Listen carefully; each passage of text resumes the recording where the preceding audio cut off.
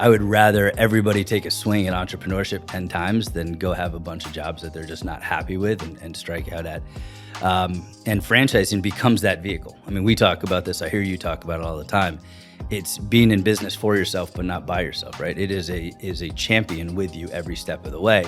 And you're spending your own money on it, so you're never going to work harder than if it's your own money, and then you're going after it, and it's a great opportunity for the right people who can actually go and work for it.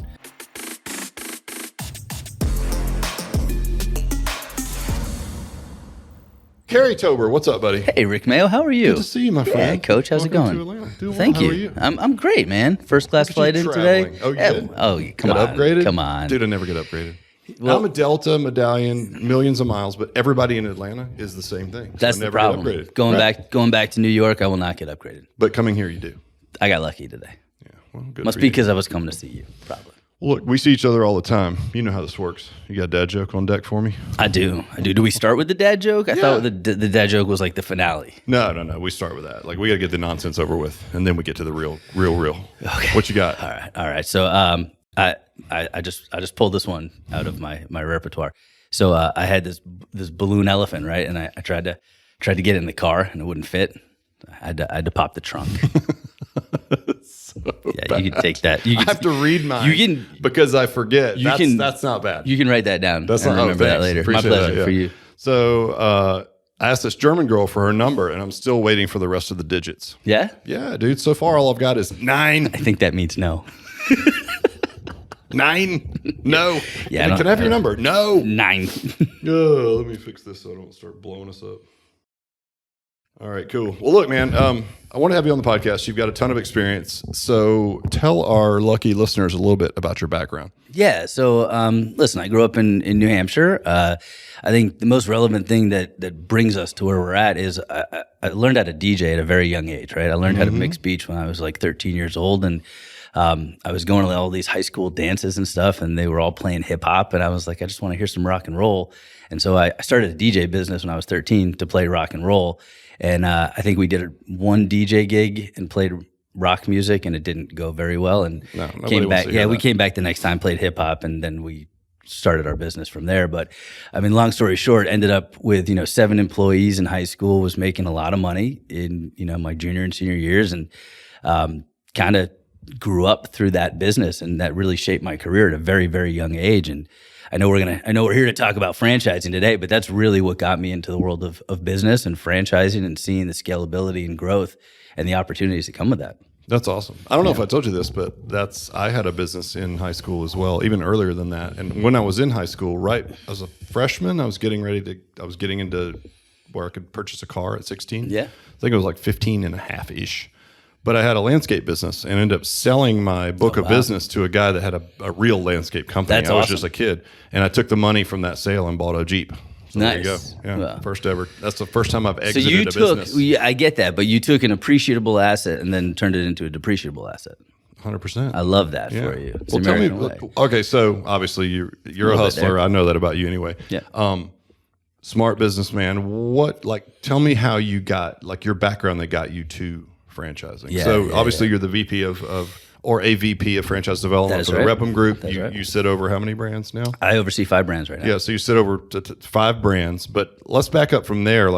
What was your birth, if you will, into franchising? Yeah, so I think going back to that experience in DJing and honestly getting rides back and forth to high school from my mom, there was this business that had opened in a strip center on Route 1 in New Hampshire, and it was called Planet Fitness. And it was the second location that these guys had ever opened.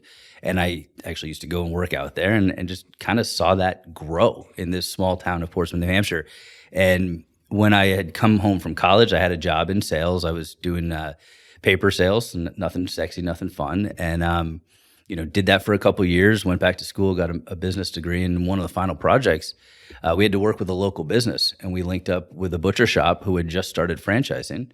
There were a couple of franchises launching out of the Seacoast area at that time, and linked up with them to do a project. And, a year later, I needed a job and called those guys up, and wouldn't you know, they needed a director of development. And that's how that worked. Oh, no way. I didn't. I mean, of course, you feel like you know somebody. I'll sit down and ask questions. I even did this with my own son. I had no idea. Most of it, I'm like, what do you do on a submarine? Couldn't tell me everything, but I learned a lot. Well, he's not allowed to tell you half of what he does on a submarine, right? No, I could tell you anything. None of it. Right. So, all right. So that's how you got into franchising. How did you work your way into the position that you are now? Yeah. So if you go back, it's actually my 15th year. Thank you for asking that. So 15 years now in franchising, going back to last September.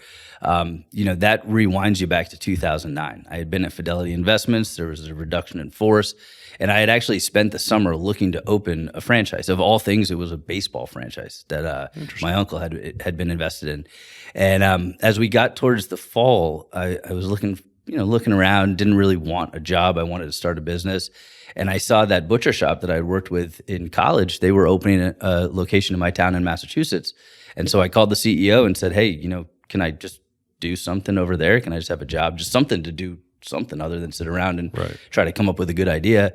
And he said, hey, why don't you come sit down with us? And we spoke for about 2 hours and then started pulling me into meetings and more meetings. And then one day he goes, hey, you're the director of franchise sales. And I said, oh, okay, I think this will be good. Mm-hmm. About 6 months after that, I got another call. And that's when, the real fire got amped up for franchising.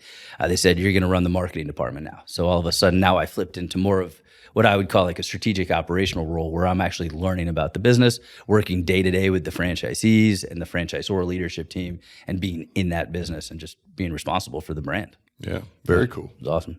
How'd you get then from there? So obviously this is step by step. You're a businessman, you recognize the franchise, you work for a company that's going to franchise, then really get involved in the franchise from a development standpoint. Then you go into marketing, so you're working in all these aspects. How'd you bridge the gap and then end up at the Repham Group? Well, yeah. So listen, nothing ever goes linearly in life, right? There are certain things that happen, and so I had gone through some personal things in my life. I ended up moving to New York.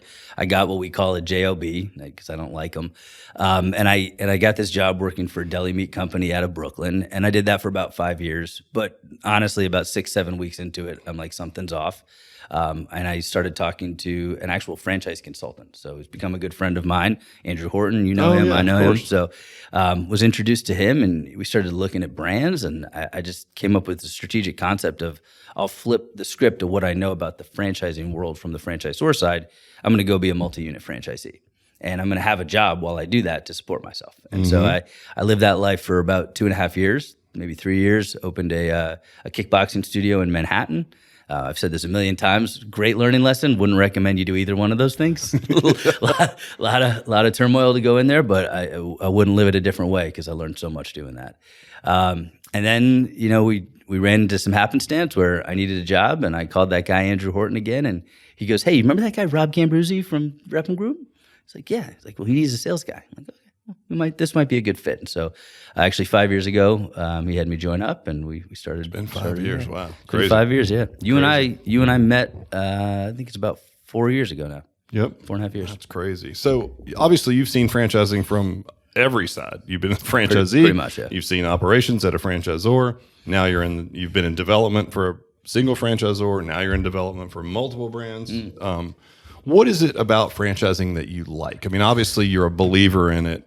The business model, like, what is it that you like as an investment vehicle for people, private business? Like, tell me what it is that intrigues you. Yeah, that's a great question. There's so much to that. I think it goes deeper than just franchising. It's entrepreneurship. That's the key word. Yep. And that's what gears me. I mean, you can hear me getting excited about that, right? Like, I would rather everybody take a swing at entrepreneurship 10 times than go have a bunch of jobs that they're just not happy with and strike out at. And franchising becomes that vehicle. I mean, we talk about this. I hear you talk about it all the time. It's being in business for yourself, but not by yourself, right? It is a champion with you every step of the way. And you're spending your own money on it. So you're never going to work harder than if it's your own money, and then you're going after it. And it's a great opportunity for the right people who can actually go and work for it. Not every candidate is the right candidate for a franchise, but the people who are out there who have that effort, and I know we're going to talk about that today too. Like, sure. That is a great opportunity and a great vehicle, and it gets you to a point where you can actually get to financial freedom, right? That's what the goal of entrepreneurship is. And unfortunately, jobs, which are wonderful, they're W-2s. That's the highest tax form of income that you can have. And then it goes 1099, and then real estate, and then owning your own business, right? So everybody should own their own business. Yeah, love it. And obviously your percentage chance of success is exponentially higher in a franchise structure, to your point, Yeah. For yourself, not by yourself, than it would be if you just opened, if you had opened like Cary's Kickboxing Gym as an example. Oh, God. No shot. I would have gone through a million trials and efforts, and hopefully you would have come out on the other side. But I mean, there's a reason you're on Instagram as Coach Rick Mayo, right? And I've been calling you Coach since the day I met you, right? Being in business, you shouldn't think that this is a solo sport, right? This is a team sport. You need people around you.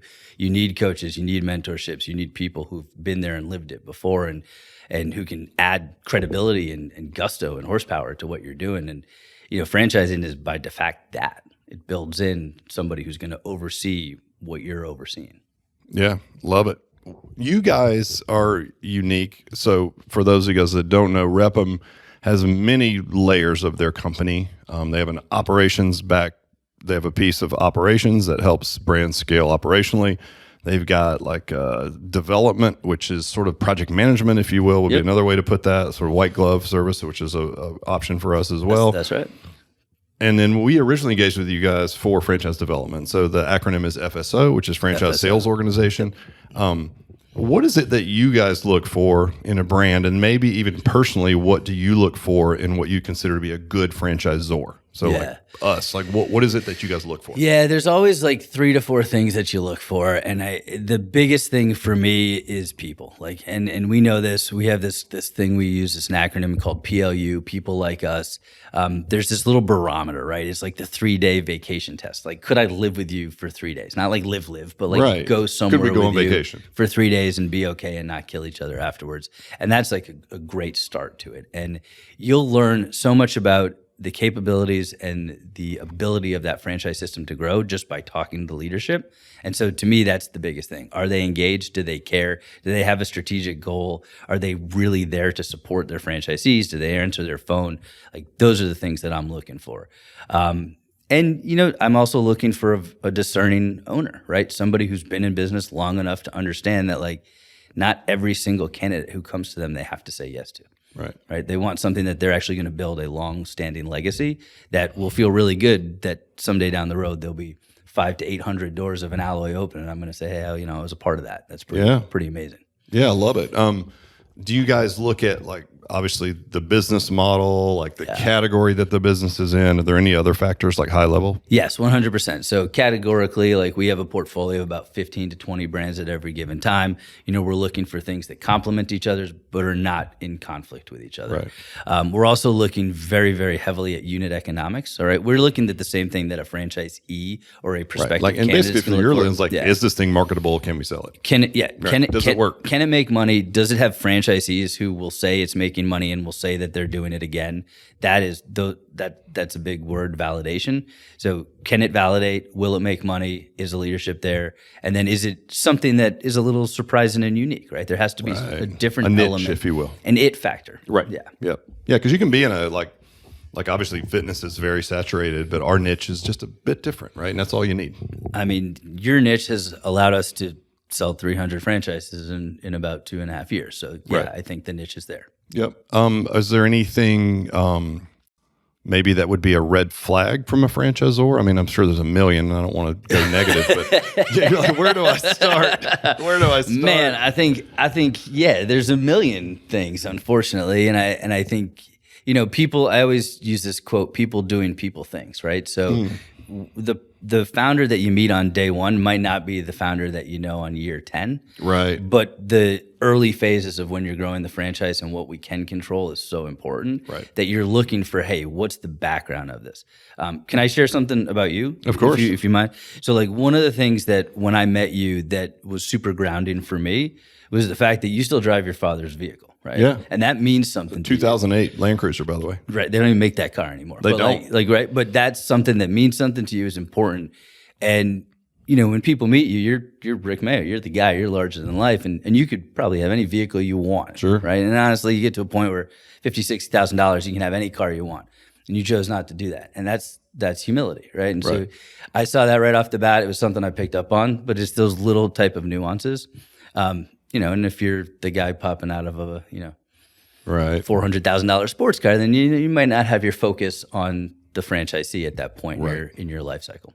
Yeah, no, I love it. That's interesting. I know you're looking at my car choice, but I look at everything. it's a little unnerving. Yeah. All right, so those are the things you look for as a franchisor. A lot of those things are pretty obvious. Based on your experience, what about the franchisee? Like, what do you see are common traits or things? Because we get this question a lot. I mean, I just had a founders call today. We're in Discovery Day right now, which is why you're here. And it's a double vetting process. So we're not selling franchises; we're awarding them. And I love that term because, look, it's a partnership, fractionalized as it may be. It's a partnership. And if we don't think you can do the thing, there's no point in moving forward. You're going to deploy capital, which allows us to grow quicker than if it was our own.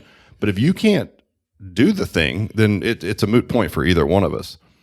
Overwhelmingly, what have you seen that make traits that make a good franchisee? Okay, so before I go strict franchisee, it's entrepreneur, right? And so I think that that's important. And I'll reference. I know I teach. Are you substituting entrepreneur for the term? No, I'm going to come back. I'm going to come back to franchisee. Okay. But I want to use entrepreneur because I think in entrepreneurship, it's showing up for yourself. Like my answer for franchisee is, are they going to show up on time? Are they going to show up for themselves? Are they going to be a true entrepreneur?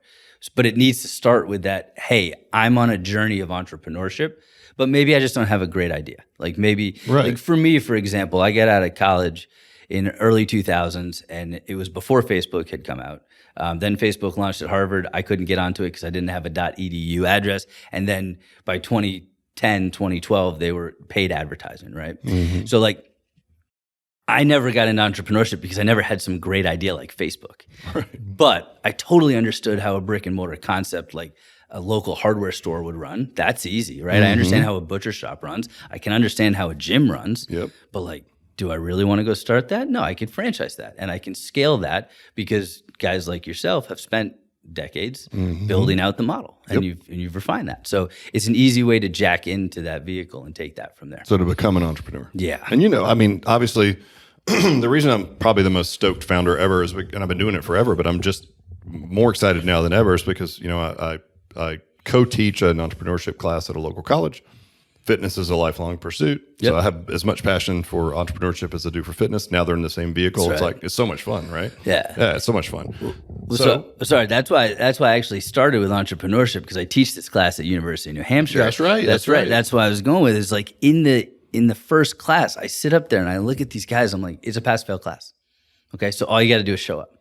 That's it. It's based off of attendance. If you don't show up, you don't pass, right? And that is the whole thing with entrepreneurship. That's the whole thing with starting a business and even being a good franchisee. There are going to be tough times in business. Has this been easy for you? No, of course not. But I mean, honestly, and maybe my team, because they're more on the front lines, would say that it's been more difficult than I have.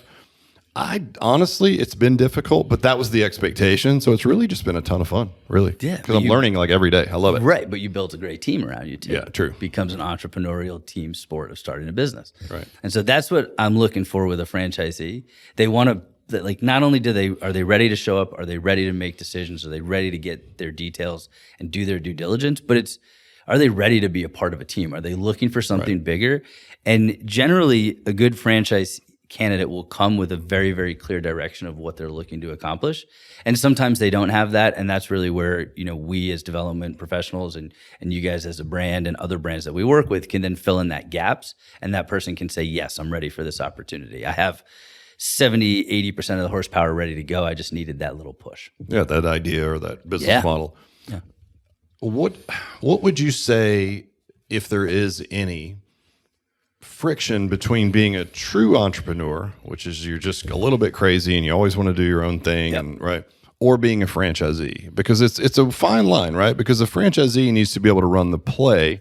Yeah. And I've always said, hey man, the entrepreneurial spirit goes into building a team and all the things that have to do with the people and that type of structure. But what would you see? Because there's true entrepreneurs that sometimes are not even successful. They're just so crazy. That's right. And then there's franchisees. And it's the same, but it's different. So is there... Yeah, it's actually, as you're saying it to me, it's pretty clear to me. It's the difference between being, it's just going to sound terrible for franchisees, it's a leader versus a follower. And I don't think that that's the right terminology. I think where you're going with the entrepreneurship is actually the word founder, right? So the founders, gotcha. Right? When I look at a guy like you, 30-something years ago, you took a wild chance on what you were doing, and you went out and you actually did the damn thing, right? You've been in this space for how many years? Literally this building for 34 years. That's insane to me, right? Crazy. Because I was not alive at that. I'm just kidding. Yeah, exactly. But that's insane. Right. Like 34 years ago, you took that jump and you went out and you made something out of it. And it's not bad for people to say, I want to like grab onto his coattails and be part of that success. But it's a lot easier to see that and want to join in that movement than to be all by yourself and be a founder. And if I flipped the script on you and said, hey, what was it like 34 years ago to start as a founder? There's been some really tough times. And to survive for 34 years in small business is definitely bucking the odds. And like by a large margin. Most entrepreneurs and founders that I talk to is like, there were some really lonely periods. Of course. There's times where nobody else is looking out for you. And you guys have lived through that. You've learned through the failures, and then that turns it around and it makes it more successful for those franchisees. Yeah, love it. All right, bonus question. Bonus question time. Let me see. What I want to ask you is maybe the same one. Yeah, I'll let you know. This is an easy one. Dead or alive? Dead or alive. You can have anyone over for dinner, Cary Tober. Who's it going to be? Well, I've always wanted to have dinner with Steven Spielberg. And why Steven you want to know why, right? Of course. So it's a weirder story, but like James Cameron is a director at the level of Steven Spielberg. And I always like found James Cameron's methodology in his researching to be able to produce fabulous. Like the way that he like did all of his submersibles for Titanic. I was like, that's super cool. But then, I'm Jewish and Steven Spielberg's Jewish, and he was actually a member of the same fraternity I was back in college. Oh, cool. Different fraternities, and I think he left out with a bad taste in his mouth. But, I then kind of transitioned from James Cameron over to Steven Spielberg, and, hearing some of the stories of how he put together Jurassic Park and some of these older movies at this time, like Jaws, and then some of his newer works. There's got to be something going on in his brain, not only from a creativity standpoint, but from an organizational standpoint, right? Like to be able to be a director of a movie of something of that magnitude to me. You're dealing with like egos of Hollywood stars and all that stuff is piled in. God, and budgets and timelines and everything gets written down until the tiniest little piece. And I'm just so fascinated by all those little movements going into one place. That's an interesting answer. So, yeah. You remember Matt's answer? Adam Sandler, yeah. Yeah. Deep as a puddle. Adam Sandler's like a hero of mine, man. So, I mean, again, Jewish kid from New Hampshire, moved to New York. I think it's a tale as old as time, Rick, okay? I just thought it was like, wow, that's it? Matt's like, hey, I want to have a good time. I'm like, all right, Matt, sounds good. You know what's funny? I was walking through my house the other day, and my girlfriend, Michelle, says, what are you wearing? I said, it's my outfit by Adam Sandler. Was it like baggy basketball shorts and an oversized T-shirt? Yeah, it was like a mesh shorts and alloy T-shirt. I think I was wearing a denim jacket and a pair of Birkenstocks. That sounds about right. That's about right, yeah. I have a friend that's a physical therapist by trade, but she also trains, and she like travels with Adam Sandler and trains his whole family and stuff. And she said he's like the coolest guy. And I've heard that too, just from other people, like him being like the coolest guy. So I mean, not a bad guy to emulate. No, I don't think so. And I think, one of the things with him too is, that's another person, right? That's a team sport. You look at, his Happy Madison ventures and what he's done. And, what's Rob's his comedian guy's last name? You remember who I'm talking about? No, the other guy. But he's like, he did Yo MTV Cribs or something. Oh, he's yeah, like, yeah. This is the house that Sandler built. I love that. Yep. Puts all his friends in the movies. Yeah, no, it's Rob Schneider, that's who it was. Yeah, Rob Schneider. That's what I meant to say. Oh, Reiner Schneider's was the one I was thinking of. Well, look, I've said this to you before. Like, we met at a critical time. We launched franchising before COVID. That's right. I think I awarded like 20-some franchises, maybe mid-20s before I met you.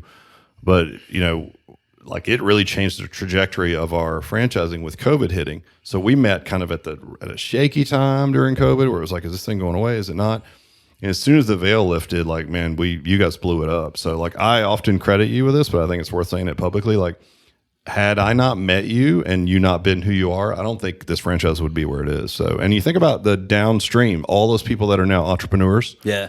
All those people in their communities that are in a healthier place, that's what you actually do, which I just think is awesome. And I think you should hear it, because most days when you're on planes and you're, speaking with franchise candidates and you got founders like me that are climbing all over you because they're upset about something, it's like, look, man, it's worth it. Like you really make a difference. So I just want you to know that. And to me, probably the most impactful person I've met in franchising. Wow. Well, I'm humbled by that. And thank you so much. And, it was something special about a month ago to stand in the back of the room and look over at you in the back of we had the first Alloy conference, right? So there's 280 people there, 120 something franchisees that we all touched as we went through that, and to look at you in the back of the room and see that smile on your face and it was cool. Running up that there. was a moment. That was like it's looking at a body of work. Well, it's your moment too, right? Yeah, that's what I'm saying. Like like it takes a village, right? And you talk about team sport. It's like, but anyway, I just think it's worth saying. And so I'll put the Rep'em website on the notes. I'll have your beautiful face on there. If anybody has any questions, you can reach out to Cary. I mean, look, they vet brands pretty hard, so I'm not sure I could help you if you weren't a franchisor, but if you're looking at a franchise opportunity, Cary's your guy. They represent a ton of brands. Obviously, I'm partial to mine, but they represent a ton. But look, man, appreciate the work you're doing. Appreciate you being here. And yeah, let's go slang some franchises. What do you say? I think that's what they say. Let's do it. All right, brother. Peace. All right, thanks, man.